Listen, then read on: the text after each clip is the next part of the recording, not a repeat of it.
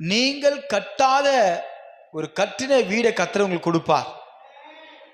குருவிகளுக்கு வீடும் அந்த குருவியுடைய குஞ்சுகளுக்கு கூடும் கிடைத்தது போல ஆமென், தேவனுடைய சமூகத்தில் வந்திருக்கிற உங்களுக்கு வீடு வாசல் இல்லாதவர்களுக்கு தேவன் வீடு வாசல்களை கர்த்தர் ஏற்படுத்தி கொடுக்க வல்லவராயிருக்கிறார். யாரெல்லாம் வீடுகளுக்காக ஜெபிக்கிறீங்களோ கர்த்தர் சொல்றாரு, நீ கட்ட வேண்டிய அவசியம் இல்லை, உனக்கு கட்டி வைத்திருக்கிற வீடு உனக்கு ரெடியா இருக்கு, நீ அதை பெற்றுக்கொள். Received in the name of Jesus.